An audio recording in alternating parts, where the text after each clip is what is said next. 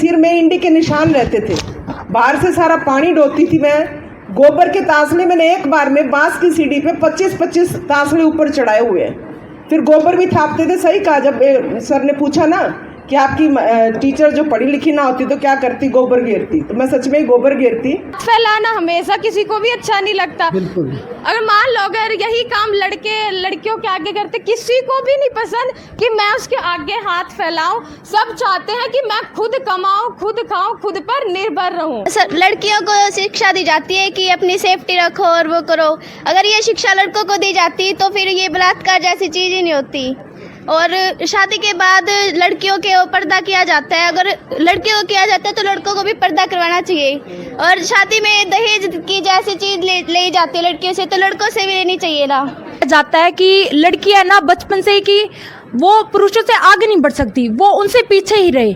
लड़के आगे ही ठीक है, लड़कियां पीछे ही ठीक है। उसकी सास होती है कहती है हे जेठ आ गए, हे ससुर आ गए, इसके सामने घूंघट कर, ये गलत बात है। ताश खेलते दिखते हैं और औका दिखते पीते, और औरतें घर का काम करती हुई दिखते, कभी तो गोबर के तासले और कभी गाल की जो सड़क होती है वहाँ की सफाई करती हुई, महिला घूंघट करती हुई दिखती है। कोई बाहर होते हैं पुरुष। सर, शिक्षा केवल हमें शिक्षित ही नहीं करती, हमें खाने का, चलने का, बोलने का, हर चीज़ का ढंग सिखाती है। दूसरों से कैसे बात करनी चाहिए, सब चीज़ का हमें ढंग सिखाती है। दूसरों की भावनाओं को समझना चाहिए। बहुत अच्छा, बहुत बढ़िया। इसलिए जातियाँ जो है भगवान ने भी बनाई, इंसान ने बनाई है। पर्दा भी इसीलिए बनाया है कि इनके मुंह में जुबान ना हो। मैं कई बार ये सोचता हूँ कि पर्दा यदि अच्छी चीज़ है, आदमी कहते हैं कई बार कि पर्दा तो जो है ना इज्जत के लिए है। पर्दा इतनी अच्छी चीज़ है तो आदमी क्यों नहीं करते? बारी बांध लें कि 1 महीना औरतें करेंगी, 1 महीना आदमी करेंगे।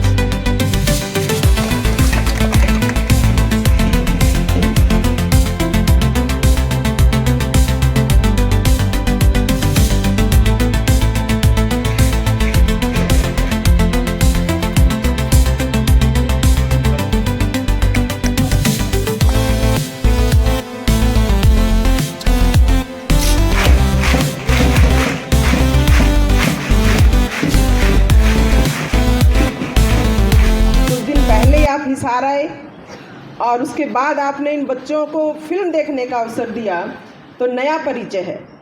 लेकिन जो सर का पुराना परिचय है वो मैं अक्सर भी शेयर करती रहती हूँ वैसे भी बच्चों से, लेकिन आज फिर वो दिन आया है, वो घड़ी आई है, आप हमारे बीच में हैं। तो मैं अभी भी कह रही थी सर से कि सर आपकी छत्र छाया में बैठे हैं। बड़ों के लिए वैसे कह दिया जाता है कि जी आपकी छत्र छाया में है, लेकिन यहाँ वाकई छत्र छाया में है, क्योंकि आपने स्कूल का हालात देख ली और हम जो आज इस छाया के नीचे बैठे हैं वो आप ही की देन है। कि वो एक आज तक भी मुझे याद है, दुर्जनपुर गांव में सर गए थे, चीफ गेस्ट थे, मुझे भी सौभाग्य मिला, तो इनका सानिध्य में मैं भी वहाँ थी। महिला दिवस का कार्यक्रम था, गांव की बहुत सारी महिलाएं इकट्ठी थी, बड़ा सा उनका वो हॉल था उसमें, और घूंघट कर करके बैठी थी। अब सर ये नहीं देखते कि हाँ भाई प्रोग्राम बहुत अच्छा किया, वहाँ के लोग बहुत अच्छे थे। सर देखते हैं कि एक्चुअल में जो चीज़ होनी चाहिए वो है या नहीं। मैं अभी अपने भाषण देने के पूरे मूड में थी। सर ने कहा अर्चना भाषण देने लग रही है, महिला दिवस अनु बताई ना अधिकार मिल रहे, घूंघट में घुटिया बैठी हैं। पहले इनका था घूंघट तो खुलवा दे, भाई मेरे को बात भी नहीं छुई। मैंने फिर मंच के माध्यम से कहा वहाँ महिला दिवस पर मंच पर महिला एक भी नहीं, सारे मुच्छाड़े बैठे थे। वो ताऊ और बैठे, मैंने कहा ताऊ जी सुन लो, अधिकारी के कहने लग रहे हैं। फिर ताऊ जी में जोश आया, बोले वो तेरी ठा दे गरा कर लिए जाकर ना। सर जो हमारे देश के पर्वत, पहाड़, नदियाँ, जीव जंतु, मनुष्य है ना, वो सब हमारी भारत माता के अंतर्गत ही आते हैं, वो सब हमारी भारत माता के अंश है। मेरे सिर में इंडी के निशान रहते थे, बाहर से सारा पानी डोती थी मैं। गोबर के तासले मैंने एक बार में बांस की सीढ़ी पे 25-25 तासले ऊपर चढ़ाए हुए हैं। फिर गोबर भी थापते थे। सही कहा जब सर ने पूछा ना कि आपकी टीचर जो पढ़ी लिखी ना होती तो क्या करती, गोबर घेरती। तो मैं सच में ही गोबर घेरती, लेकिन मैं तो अपने परिवार की शुक्रगुजार हूँ कि मुझे पढ़ा लिखा परिवार मिला, लेकिन उसके बाद भी अगर आराम से बैठ जाऊँ तो ये भी सही नहीं होगा, क्योंकि हम वो महिलाएं जो इस दौर से गुजरी हैं वो अच्छे से समझ सकती हैं कि जब मेरी सगाई हुई तो मेरे पति की जो चिट्ठी आई थी सगाई के बाद, उस पहली चिट्ठी में ये था, हालांकि क्योंकि हिंदी के टच में रही तो मैंने कई मात्राओं की गलतियां उसमें निकाली थी लाल पेन से, आज भी याद है, लेकिन उसमें मेन बात ये थी कि अगर मेरा साथ देना है तो तुम दहेज नहीं लेकर आओगी। मेरे मम्मी डैडी ने मेरे लिए तैयारी की हुई थी, कारपेंटर था, उसको सोफ़ा सेट की तैयारी के लिए मैं खुद गई थी और मैं मना करके आई थी कि मुझे ये चीज़ें नहीं चाहिए, मैंने मना किया था। तो ये चीज़ें कहीं ना कहीं से शुरुआत करनी होगी।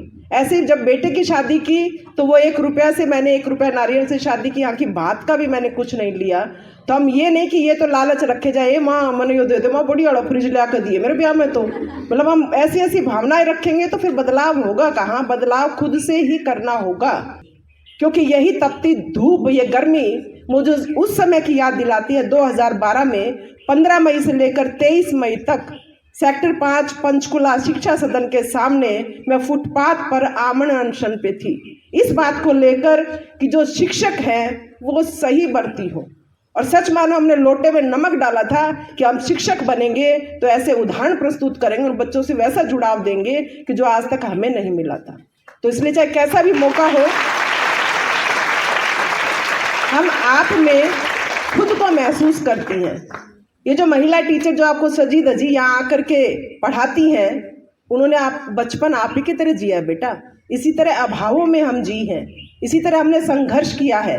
और वो संघर्ष किया है, मैं ऐसी धूप में अपने गांव से यहाँ पढ़ने के लिए आती थी, मेरी मम्मी ने खुद ने मना किया था 12वीं के बाद, इतने समय पहले की बात है, बोले छोरी ने पढ़ा दी तो छोरा को नहीं मिला है, और मिले जाएगा तो मुंह पाड़ेंगे, इतना रुपये कड़स लाओगे। क्योंकि परिवार सही था तो पहली लड़की अपने समाज के आसपास एरिया की जो मैं कॉलेज जा करके पढ़ी थी। भगवान की दया पति भी ऐसे मिले तो हमने ऐसे पढ़ाई की, ऐसे बहुत सारी टीचर हैं जो बच्चे होने के बाद पढ़ाई करती रही हैं तब यहाँ तक पहुँची हैं। तो एक हथियार हमें कुल्हाड़ी गंडासे उठाने की जरूरत नहीं है बेटा, सबसे बड़ा हथियार हमारा बुद्धि और शिक्षा ही है, इसका प्रयोग सही करें।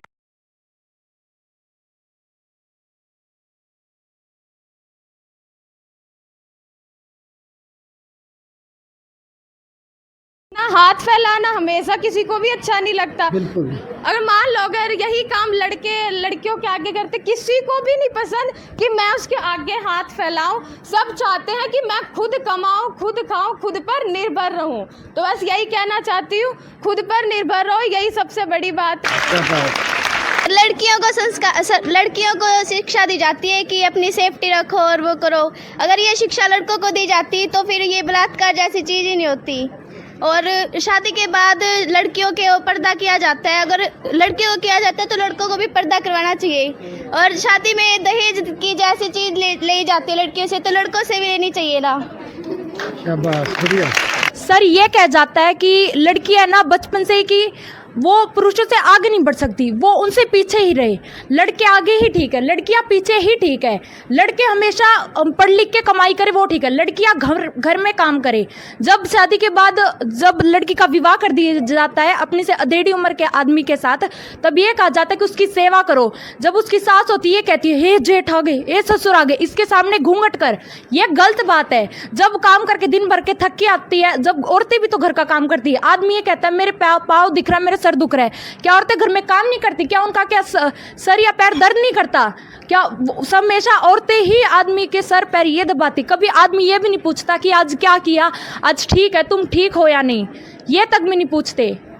तो उनकी इज्जत करना तो दूर की बात। आज भी स्थिति पहले से काफ़ी बेहतर है, लेकिन पूरी तरह सुधरी नहीं है, तो हमें सुधरने की काफ़ी ज़रूरत है। लड़कियां बल्कि लड़कों से बराबर नहीं, उनसे कहीं बेहतर है। लड़कियां जो माँ बाप को इज्जत, जो प्यार, जो सेवा देती है ना, वो लड़के नहीं देते। आजकल के लड़के तो जायदाद के नाम पे और संपत्ति के नाम पर है ना लठ उठा लेते हैं अपने माँ बाप के सामने, लेकिन लड़कियां अपने माँ बाप का सहारा बनती है, अंधे बुढ़ापे का सहारा बनती है, अंधे की लकड़ी बनती है, उनका साथ देती है, उनको कभी मतलब पीछे नहीं छोड़ती, अपने माँ बाप को भगवान समझती है। हो सके थोड़ी बहुत उनके लिए कुछ करना चाहिए, कुछ कार्य करनी चाहिए, कम से कम पुरुषों से आगे नहीं उनके बराबर तो समझा जाए। बस यही कहना चाहती थी अपने शब्द द्वारा। धन्यवाद। मैं तो एक ही लाइन में इसको स्पष्ट करूंगी, घर का काम करके औरतें काम पे जाती हैं और वो काम करके फिर काम पे लौटती हैं। सिचुएशन तो है ये, लेकिन धीरे धीरे हम इसको चेंज करने की कोशिश कर रहे हैं। एक आधा काम आदमियों को बताने लगे हैं, तो मैं मानूंगी धीरे धीरे चेंज हो जाएगा। अगर हम सशक्त होंगे तो उनको चेंज होना पड़ेगा। हमें पहले अपने आप में बदलाव करना होगा। हम अपना सम्मान करेंगे तो दूसरों को भी करना पड़ेगा। Thank you. मैं इनकी बातों से बहुत सहमत हूँ, लेकिन मैं अपनी बताता हूँ। मैं कई बार तुम्हें बताता भी हूँ कि अपना काम स्वयं करना सीखे। मैं उठ करके, ये ले लो, क्योंकि मेरी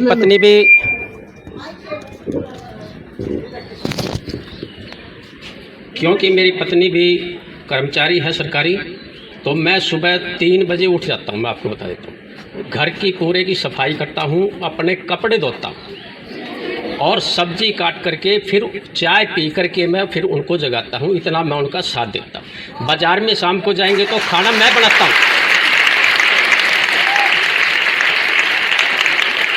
अगर उनको शाम को बाज़ार में जाना है शाम को, तो मेरे को देखता भाई लेट हो गए, तो मैं खाने में लग जाता हूँ और उनको आते ही खाना खुद डाल करके देता हूँ। मैं इतना ख्याल रखता हूँ। धन्यवाद। और नमस्कार प्यारे बच्चों, जो मूवी हम देख के आए हैं सावित्रीबाई फुले पे और ज्योतिबा फुले पे, जहाँ तक मुझे लगा वो उस टाइम का संदर्भ था, उस टाइम की प्रॉब्लम्स थी, उस टाइम की शिकायतें थी। इस टाइम की शिकायतें अलग हैं, पर जो एक कॉमन चीज़ मुझे नज़र आई दोनों बार, वो था कि हमें रोकने वाला कोई नहीं होता, कोई हमें नहीं रोक सकता। अगर हम कुछ करना चाहते हैं तो वो हम खुद हैं जो खुद की राह में रोड़ा होते हैं। जब हम ठान लेते हैं खुद को आगे बढ़ाने के लिए, कुछ कर गुजरने के लिए, तो कोई किसी में इतना दम नहीं है कि वो हमें रोक सके, अगर हम खुद को ना रोकें तो। इसलिए खुद को रोकना बंद करो, खुद की राह में रोड़े लगाना बंद करो और सशक्त बनाओ खुद को, तो कामयाब आप जरूर हो जाओगे। Thank you. आदमी और लड़के क्या करते हुए दिखाई देते हैं और औरतें क्या करती हुई दिखाई देती हैं।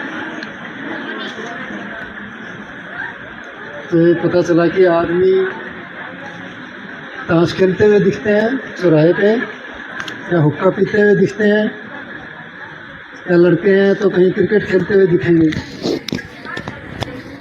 या कोई ऐसे ही मंडली बना के मोटरसाइकिल लेके 5-7 लड़के खड़े होंगे।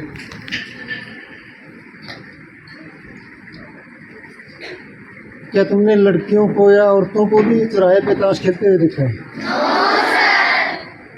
कल कुछ वकीलों के पास बैठा था, तो कुछ 4-5 वकील थे और एक गांव में थे। वो गांव में हुक्का रखा हुआ था, तो एक वकील हुक्का पीने लग गया। पढ़ा लिखा था, मैंने कहा तू भी हुक्का पीता है? बोला जी हमने ना वकीलों के उसमें बार एसोसिएशन में वकील जहाँ बैठते हैं उस जगह पे एक कमरे में हुक्का रखा हुआ है। एक पानी का बोलिए सर। और जो भी वकील खाली होते हैं आप बैठ सकते, तो वहाँ पे आ जाते हैं, वहाँ बैठ के हुक्का पीते हैं। तो वहाँ महिलाएं भी आती हैं। बोला ना महिलाएं तो नहीं आती, आदमी आते हैं बस। तो इकट्ठे चौराहे पे बैठ के कहीं हुक्का पीते हुए नहीं देखा, कहीं ताश खेलते हुए नहीं दिखती। इसी तरह से आदमी झाड़ू लगाते हुए नहीं दिखते, आदमियों के सिर पे गोबर का तसला। और अगर पैसा हाथ में है तो औरत की इज्जत भी होती है, और पढ़ा लिखा होना औरत का बहुत ज़्यादा ज़रूरी है। अगर पढ़ी लिखी औरत नहीं होगी तो उसे अपने अधिकारों का पता नहीं होगा, वो अपनी मांगे कैसे करेगी? हर बारी थोड़ी जाएगी पति के पास कोई भी चीज़ कि 10 रुपए दियो ये चीज़ खरीदनी है। हर बारी पति के सामने अच्छा थोड़ी ना लगता है किसी भी औरत को हाथ फैलाना। या ताश खेलते दिखते हैं और रोका दिखते पीते, हुक्का पीते दिखते हैं, ताश खेलते दिखते हैं। Yes sir. और औरतें घर का काम करती हुई दिखते हैं, कभी तो गोबर के तासले और कभी गाल की जो सड़क होती है वहाँ की सफाई करती हुई। शाबाश। और सर महिला घूंघट करती हुई दिखती है, कोई बाहर होता है पुरुष। सर औरतें तो घर का काम करती है, कितनी गर्मी हो वो उतना ही काम करती है। मर्द कहते हैं तो वो उन्हों के लिए स्पेशल खाना भी बनाती है, कितना काम करते हैं। और गोबर टोना वो अलग से। मैं आपका रचना मैम का पूरे स्टाफ का दिल से धन्यवाद करती हूँ कि आपने हमें मूवी दिखाने के लिए टिकट फ्री कर दी ताकि सभी लड़कियाँ मूवी देख पाए। और इतनी अच्छी मूवी कि वो लड़कियों की शिक्षा के लिए और समाज में फैली जाति प्रथा या कुछ ऐसी कुरीतियों को ख़त्म करने के लिए उन्होंने जो संघर्ष किया था, उस संघर्ष को हम देख पाए। और आपने हमारे जाने की व्यवस्था को भी इतनी अच्छे से किया था कि आपने हमारे लिए बस की व्यवस्था की और अच्छे से हम मूवी देख पाए। बैठने की व्यवस्था और सब व्यवस्था बहुत अच्छी कर रखी थी सर, थैंक यू। शाबाश। क्या आपकी वजह से आपकी वजह से हमने इतनी प्रेरणादायक मूवी देखी। हमने उसमें देखा कि सावित्रीबाई फुले और ज्योतिबा फुले ने कभी भी हार नहीं मानी। पता नहीं आजकल के बच्चे क्यों इतनी जल्दी हार मान जाते हैं। वो खुद को ही बहाने देने लगते हैं कि आज नहीं कल से पढ़ूंगा, कल नहीं परसों, फिर ऐसे ऐसे करके पढ़ते ही नहीं है। तो इस वजह से आपका बहुत बहुत धन्यवाद। आपकी वजह से हमने इतनी अच्छी मूवी देखी और पहली बार थिएटर में मूवी देखी। शाबाश। Thank you sir. फिल्म को देख के ये मेरे मन में आया कि उन्होंने हमारे लिए इतना संघर्ष किया है, तो उन्होंने हमारे लिए इतना संघर्ष किया है तो उनके संघर्ष को हमें बेकार नहीं जाना चाहिए, व्यर्थ नहीं जाना चाहिए और हमें पढ़ाई करनी चाहिए। और वो पहली महिला शिक्षिका थी और उन्होंने पहली महिला थी जिन्होंने अपने पति की चिता को आग दी थी। सर मेरा नाम निधि और मैं 10th क्लास की छात्रा हूँ। सर मैं आपका पहले तो तहे दिल से धन्यवाद करती हूँ कि आपने स्कूल के लिए इतना कुछ कहा। जो अर्चना मैम ने कहा वो भी हमने बहुत ध्यान से सुना। इस मूवी से हमें बहुत सारी प्रेरणा मिलती है और आपका तहे दिल से धन्यवाद है कि आपने थिएटर बुक किया और हमारे लिए इतना बड़ा अवसर प्राप्त किया कि वो मूवी इतनी अच्छी थी कि मेरे को पहले तो मैं भावुक हो गई बिल्कुल, इतनी अच्छी मूवी थी वो। मैम सर वो जो सावित्रीबाई फुले थी वो भारत की पहली शिक्षिका थी। और सर मतलब फिल्म तो अच्छी थी पर जिससे हमें शिक्षा मिलती है कि हमें ना जो भी सिचुएशन हो ना उसमें संघर्ष करना चाहिए और हमेशा कभी हार नहीं माननी चाहिए। बहुत अच्छे होता। हमें बहुत शिक्षा मिलती है सावित्रीबाई फुले से। बेटा आप मत बोलिए। उन्होंने नारियों को शिक्षा का अधिकार दिलवाया और अगर उन्होंने शिक्षा का अधिकार नहीं दिलवाया होता तो आज हम इस मुकाम तक नहीं होते। शाबाश, बढ़िया। तो अब भी वैसे ही रह जाती तो क्या बुराई है उसमें? अच्छा, देश विकसित करना जरूरी था। अच्छा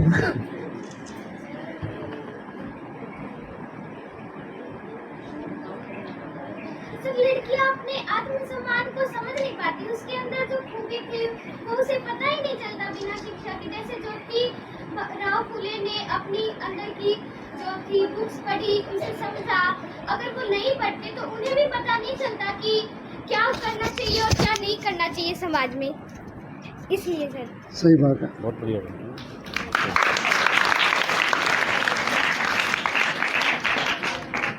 अच्छा, तुम अपने आसपास देखती हो पढ़ी लिखी लड़कियों में जिसने कोई MA कर ली, MSc कर ली, इंजीनियरिंग कर ली, डॉक्टर बन गई, उन लड़कियों में और जो अनपढ़ रह गई उन लड़कियों में उनकी ज़िंदगी में कोई फ़र्क होता है? क्या फ़र्क होता है?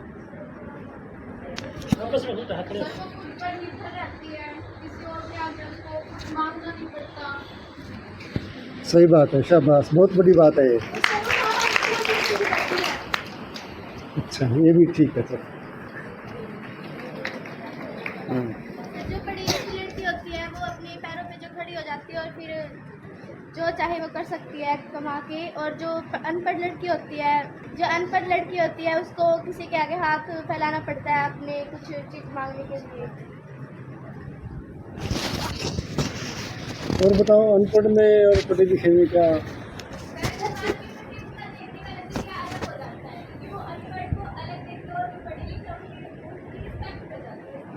शाबाश, बहुत अच्छा। सर सर शिक्षा केवल हमें शिक्षित ही नहीं करती, हमें खाने का, चलने का, बोलने का, हर चीज़ का ढंग सिखाती है। हमें दूसरों से कैसे बात करनी चाहिए, सब चीज़ का हमें ढंग सिखाती है। दूसरों की भावनाओं को समझना चाहिए। बहुत अच्छा, बहुत बढ़िया। पुराने विचार वो होते हैं जो हम हमारे समाज को क्षति पहुंचाए, मतलब हमें समय के साथ ही ना चल पाए, हम आगे ही ना बढ़ पाए, वही एक चीज के ऊपर, एक स्थिति के ऊपर अटक के रह जाए। नए विचार वो होते हैं कि हम पढ़ लिख कर, नए विचार की बात नहीं, पुराने विचार आपने बता दिए। और संस्कार क्या होते हैं? संस्कार वो होते हैं सर जो हम हमारे माता पिता जो बचपन से पाल पोस कर बड़ा कर कर हमें देते हैं, यानी हमारे बड़ों का संस्कार, हमारे बड़ों का आदर करना, दूसरों का सम्मान करना, छोटों को प्यार और बड़ों से आशीर्वाद लेना, वो संस्कार होते हैं। ठीक है, शाबाश। और बताओ।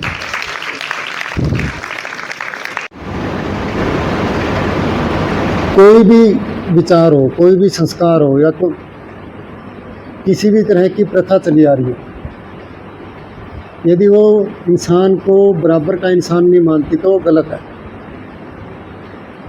नहीं तो उस समय की जो हमारी कल्चर थी, संस्कृति थी, वो तो ये कहती थी कि लड़कियों को शिक्षा का अधिकार नहीं है, लड़कियों को स्कूल में नहीं जाना चाहिए। उस समय तो यही कहते थे ना, फिल्म में भी देखा तुमने। और जो लड़की स्कूल में जाती थी तो घर वाले उसका विरोध करते थे, तो लठ लेके खड़े होते थे ना, तो बच के जाती थी, क्योंकि उस समय विचार ही ऐसे थे, हमारी संस्कृति ऐसी थी, हमारे संस्कार ऐसे थे। लेकिन वो संस्कार लड़कियों के, महिलाओं के और निचली जातियों के खिलाफ थे, उनको इंसान नहीं मानते। तो उन्होंने उन संस्कारों को बदला। आज तो ऐसे संस्कार नहीं है कि लड़की स्कूल में जाएगी। तुम आज से 200 साल पहले पैदा होते हैं, या तुम्हारी मैड में पैदा होती है, तो आज ये टीचर बन के थोड़ी स्कूल में आती, वही काम कर रही होती, क्योंकि उस समय की संस्कृति ऐसी थी। लेकिन उस पर सवाल उठाया कि ये तो गलत बात है, लड़कियों को भी और निचली जातियों को भी पढ़ने का अधिकार है। तो उसका विरोध क्यों किया दूसरों ने?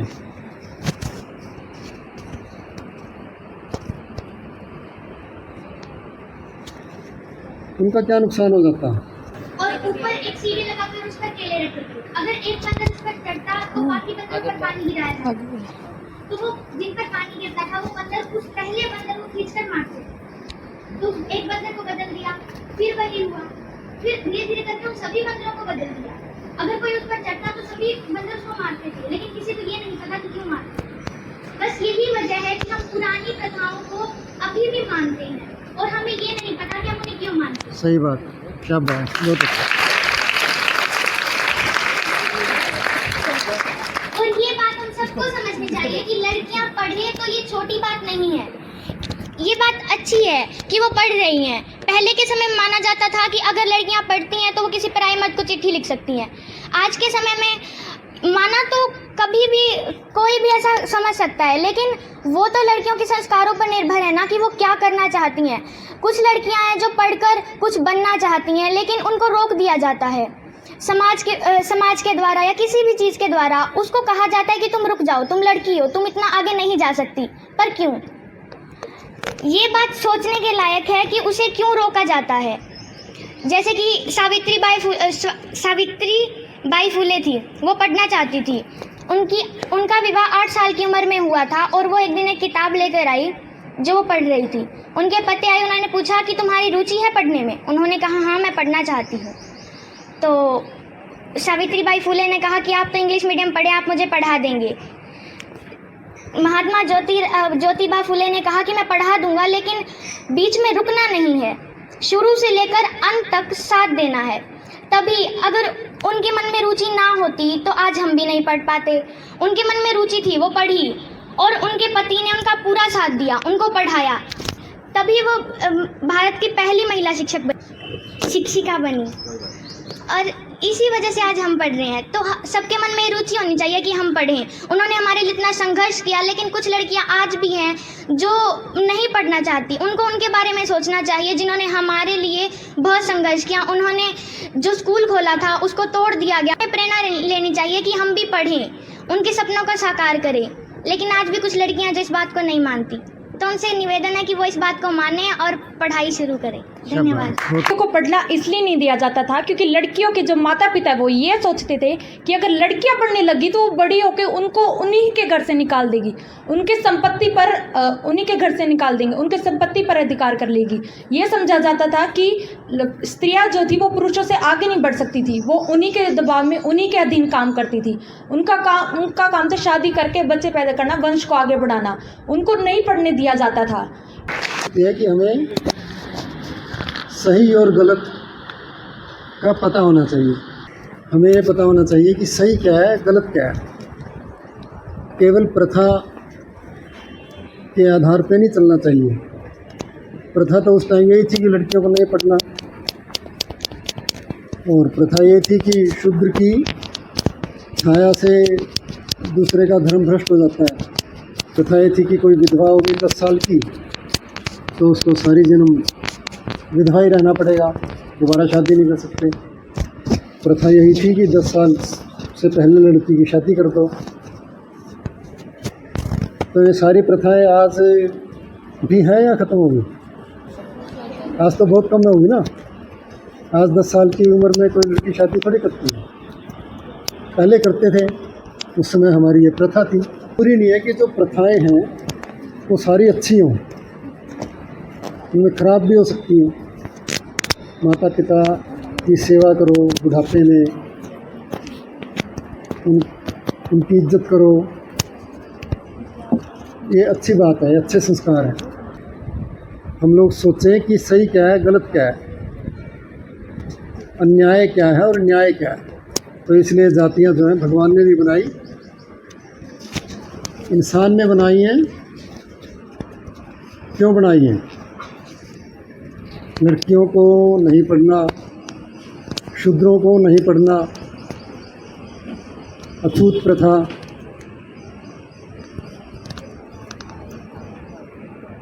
तो ये परंपराएं क्यों बनी?